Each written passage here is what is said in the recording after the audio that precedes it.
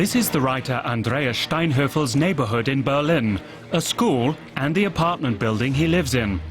Behind the windows overlooking the courtyard, all kinds of people live out all kinds of stories. This is the setting for his latest detective story. The protagonist is Rico, who solves the case with his friend. Rico lives here alone with his mother, not the typical family idyll. Everything you need is on the street. The supermarket, a corner shop, 2 greengrocers, a baker's, and a butcher's. You never even have to go around a corner. That's exactly why my mother chose a long, straight street for me, because I can't remember complicated routes. For Andreas Steinhöfel, the Kreuzberg neighborhood is a constant source of inspiration. But there's always been a lot of social tension there. The whole debate about the lower classes, people on the margins, all those amazing terms, the PC formulations, they really annoyed me. The focus was on the idea that people without education, and I'm using crass terminology here on purpose, don't know any better than to just lock their kids in the fridge or washing machine and let them die. The point is that there are lots of people, however much schooling they've had, who choose either to abuse their kids or bring them up with love and respect.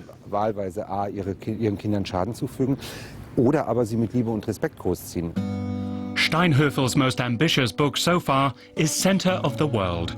Its protagonist, Phil, is also growing up without a father, but his young, free-spirited mother loves him dearly. Phil is 17 and an outsider, like so many of Steinhöfel's characters. He lives with his mother and sister in an old house at the edge of a small town. Phil falls in love with another boy. Being gay is not a problem for Phil or his author.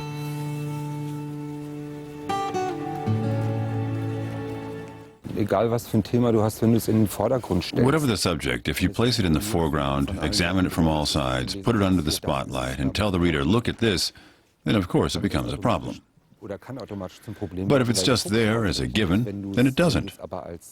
In Center of the World, the boy is an outsider anyway, and being gay just adds to that. The readers see he's gay, but also realize that's evidently not what this is all about, and even if it were, it's not such a big deal.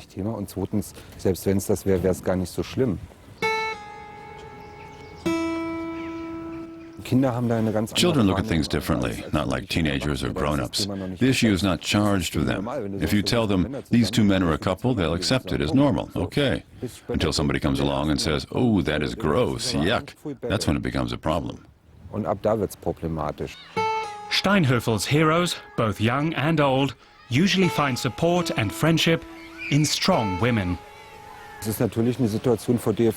Many people find themselves in that situation. Lots of families fall apart or blow up, leaving various fragments. In my experience, women usually cut a better figure than men. Women are stronger.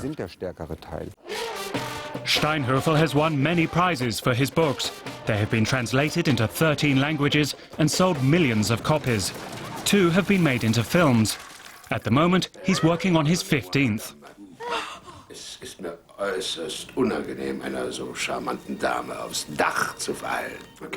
A Christmas Carol is based on Steinhöfel's novel An Elk Dropped In, a favorite at Christmas time among children in Germany.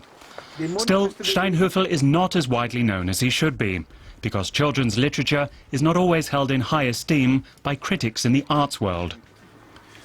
Reading is always associated with education and teaching. Perhaps that's why children's books aren't taken seriously in Germany. Many adults assume they're out to teach a lesson or convey a moral message. The aura of school scares them off. That's why I started writing, because that really annoyed me. I suspect many people still think that way. It's hard to get people to take children's literature seriously as real literature.